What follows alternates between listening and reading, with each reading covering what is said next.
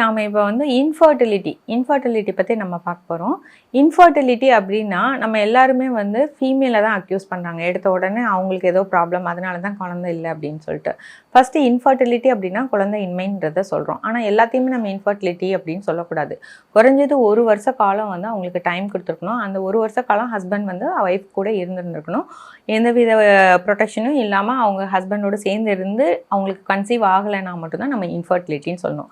ஏன் அப்படின்னா நம்மளுக்கு குறைஞ்சது 80% பேர் வந்து இந்த 1 இயர் பீரியடில் கன்சீவ் ஆகிடுறாங்க. ஆனால் இப்போ உள்ள காலகட்டத்தில் ஹஸ்பண்ட் எங்கேயோ ஒர்க் பண்ணுறாங்க, ஒய்ஃப் எங்கேயோ இருக்காங்க.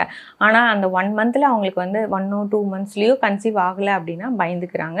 உடனே டாக்டர்கிட்ட ஓடி வராங்க. ஸோ அந்த மாதிரி செய்யாமல் அந்த 1 இயர் நீங்கள் அடிக்குவேட் டைம் கொடுங்க.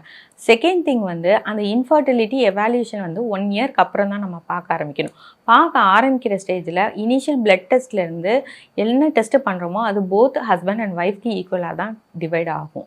ஸோ ஃபஸ்ட்டு ஃபேமிலி கவுன்சிலிங்கில் தான் நம்ம ஸ்டார்ட் பண்ண முடியும். ஸோ என்ன பிரச்சனை, எங்கேருந்து பிகின் ஆகுது அப்படின்னு சொல்லிட்டு அந்த கவுன்சிலிங் முடிஞ்சதுக்கப்புறம் ஒய்ஃப்க்கு வந்து ஒரு 4 பார்ட்டு நம்ம இருக்குது. அந்த எக்கு கரெக்டாக ரிலீஸ் ஆகுதான்றதை பார்க்குறதுக்கு தான் நம்ம ஃபாலிகுலர் ஸ்டடின்னு சொல்லுவோம். ஃபஸ்ட்டு 3 நாள் 4 நாள் மாத்திரை கொடுத்து கருமுட்டை ஒழுங்காக வளருதான்றதை 10ஆவது நாள்லேருந்து ஸ்கேன் பண்ணிவிட்டு அந்த கருமுட்டை கரெக்டாக வெடிக்கிற தருணத்தில் ஹஸ்பண்டோடு சேர்ந்துருங்கன்னு சொல்லி அவங்களுக்கு அட்வைஸ் பண்ணிவிட்டு நம்ம டேப்லெட் கொடுக்குறது. அடுத்தது அந்த கருமுட்டை கரெக்டாக போகுது அப்படின்னா அந்த கரு டியூப் வந்து அந்த முட்டையை கரெக்டாக கொண்டு வந்து கர்ப்பப்பையில் சேர்க்கணும். ஸோ அந்த கரு டியூப் ரெண்டுமே ஓப்பன் ஆகிருக்கான்னு செக் பண்ணுறது தான் அந்த டியூப். ஸோ அந்த டியூபை வந்து நம்ம செக் பண்ணுறது வந்து டியூப் டெஸ்ட்டு. அந்த டியூப் டெஸ்ட் நம்ம எப்போ பண்ணுவோம் அப்படின்னா பீரியட்ஸ் வந்து 8ஆவது நாள்லேருந்து 10ஆவது நாளுக்குள்ளே பண்ணணும். ஸோ அது ரெண்டும் பிளாக் இல்லை, கிளியராக இருக்குது அப்படின்னா ஸோ அந்த ப்ராப்ளமும் சால்வ்டு. அதுக்கடுத்து 3ஆவது நம்ம கர்ப்பப்பையை பார்க்கணும். கர்ப்பப்பைக்குள்ளே சதை மாதிரி ஏதாவது பாலிப் மாதிரி இருக்கிறதோ, இல்லாட்டி ஜவ்வு அதிகமாக இருக்கிறதோ, இல்லை ஃபைப்ராய்டு கட்டி இருக்கிறது, இல்லை கர்ப்பப்பையே வீக்கமாக இருக்குது, இல்லை கர்ப்பப்பைக்கு வெளியே புண்ணு மாதிரி எண்டோமெட்ரியோசிஸ் அறிகுறிகள் இருக்கா, இதெல்லாம் பார்க்குறது தான் வந்து கர்ப்பப்பையுள்ள பிரச்சனைகளை பார்க்குறது. இதில் ஏதாவது பிரச்சனை இருந்தால் அதை சரி பண்ணிவிட்டு அடுத்த ஸ்டேஜுக்கு போகணும். இதெல்லாம் லேடிஸ்க்கு நம்ம பார்க்கணும். அது போக அவங்களுக்கு கர்ப்பப்பை வாயில் புண்ணோ இல்லை வேறு எதுவும் பிரச்சனை இருக்குதா எல்லாமே நம்ம பார்த்துடணும். இன்ஃபெக்ஷன் இருந்தால் அதுக்கு டேப்லெட் கொடுத்துடணும்.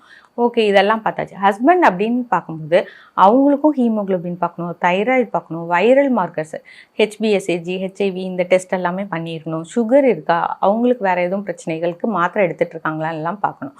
குறைஞ்சது சின்ன ஒரு 3 மாதம் கேப்பில் ஃபீவர் வந்திருந்தால் கூட அவங்களோட விந்து அணுக்களில் மாறுதல் இருக்கும். ஸோ அதையும் நம்ம செக் பண்ணணும். அதுக்கு விந்து அணுக்கள் செக் பண்ணும்போது 3 மாதத்துக்கு முன்னாடி பண்ண ரிப்போர்ட்டை நம்ம வச்சுக்கக்கூடாது. 3 மாதத்துக்கு முன்னாடி இருந்த ரிப்போர்ட்னால் நம்ம எடுத்துக்கலாம். இல்லை அப்படின்னா அவங்கள நம்ம எடுக்க சொல்லணும். ஓகே, அது எப்படி நம்ம கலெக்ட் பண்ணுறது அப்படின்னா 3 நாளுக்கு முன்னாடி சேர்ந்துருக்கலாம். அதுக்கு இடையில 3 to 5 நாள் கேப் விட்டுட்டு நம்ம விந்துவை கலெக்ட் பண்ணி கொடுக்கணும். அதில் தான் நம்மளுக்கு கரெக்டான கவுண்ட்ஸு எல்லாமே தெரியும்.